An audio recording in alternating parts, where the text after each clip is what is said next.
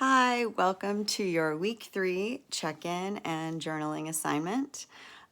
This week's assignment is around being present and using mindfulness to manage your mindset. There's a great quote by Jon Gordon that I talk about in the email, which is that people don't give up because something is too hard. They give up because they get discouraged. And I'm convinced that weight loss is no different. A lot of my success has come from cultivating a mindset that supports me in my goals. And I've done that like everything else through practice.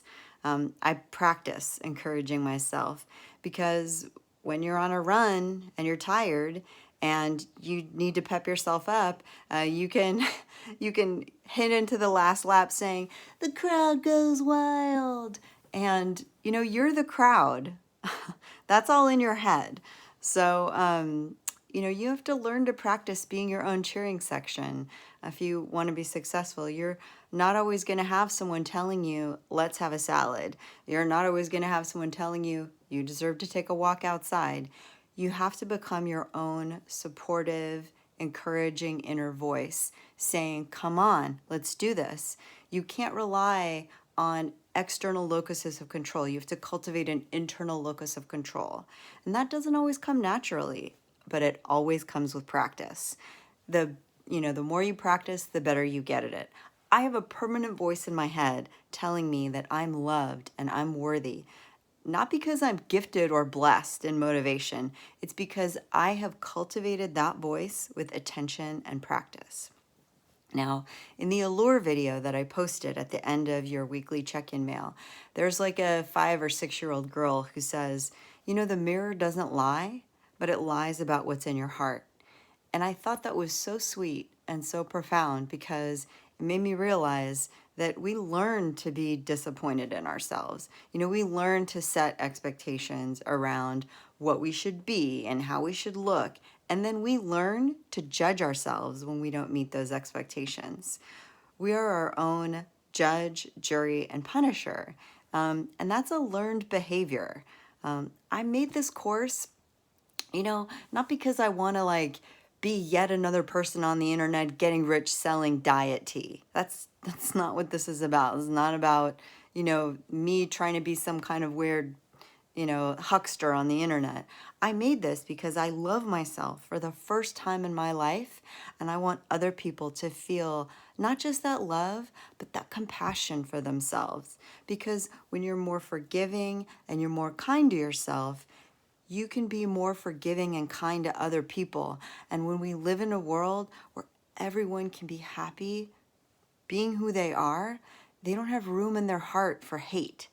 And it blows my mind that I did this by going on a diet. Trust me, that's the last way that I thought I would learn how to love myself, going on a diet. But all of this started with putting good food in my body and taking myself for a walk and practicing mindfulness, which led me to my awareness of what it was like to be what many spiritual teachers call the gentle observer.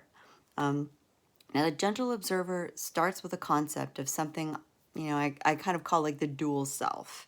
Because when you think of something, for example, I will never be a size small. That is just not who I am. Smalls are for girls who look like Ariana Grande, and I will never look like her, so that's never going to be me.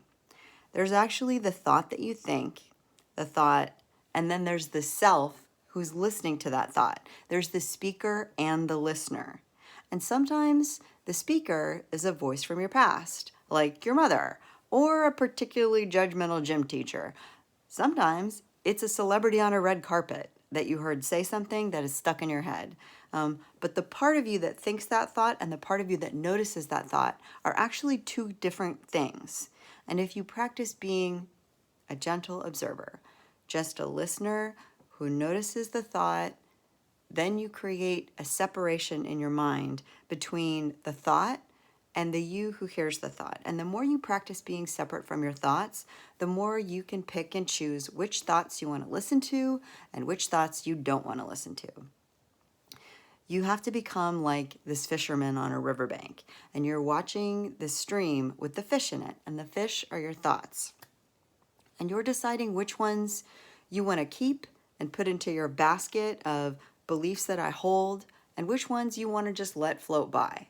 So if a thought comes up, I can't do this, then the gentle observer can say, that's an interesting thought. Why am I thinking that? Why do I think that? And instead of immediately grabbing the thought and integrating it and putting it in your basket of things I believe that must be true, you can kind of stop and observe the thought. And this beat, this moment where you don't just automatically allow that thought to become who you are, what you believe you're capable of, that's where you can actively manage your mindset in a way that it becomes something you have control over. You're not automatically doing things based on habit. Later in the video, there's these girls who are being interviewed about beauty. There's a 16-year-old who talks about what it was like to be Black in a very white school and how she just always straightened her hair because it was what she saw around her. It was what she believed would make her beautiful. But she started watching all these videos on YouTube of girls with natural hair who were like embracing their natural hair and loving it. And as she surrounded herself with a different vision of beauty, she began to see her own beauty in that vision. And it allowed her to embrace who she was. And the most amazing thing about this is she didn't have to change who she was. She was already beautiful. It was like that moment with Glinda and the Wizard of Oz where she says to Dorothy, you always had the power, but Dorothy just couldn't see it. We have everything we need inside of us to be the best version of ourselves.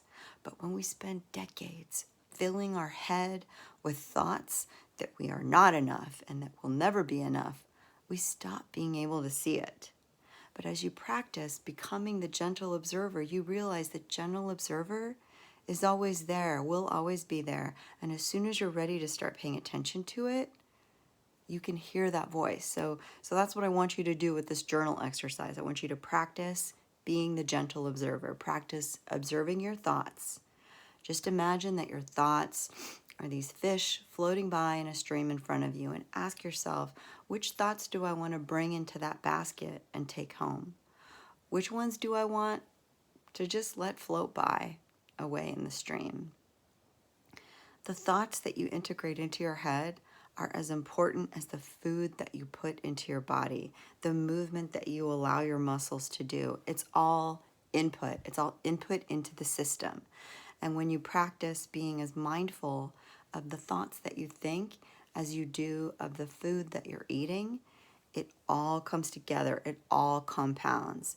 And then you start believing that you're capable of things, because right now you already believe that you're not capable of things because of the thoughts that you think, or that you are capable of things, or that you're powerless for things. And once you start separating who you are from the thoughts that you think, you become as discretionary as you are with food. You start saying, nobody's putting that in my mouth. I don't have to eat that. You start thinking thoughts. You start hearing other people's opinions. And before you integrate those opinions as things that you believe you are, you stop. You become the gentle observer and you say, that's just one person's opinion and it's not who I am. It's just a thought that they think. It's not even a thought that I can choose to agree with or think myself. So this is week 3. Take a look at the journal exercise. Check out some of the videos that I linked, and keep on trekking. And I'll see you tomorrow for week 4 for your prep talk. Thanks.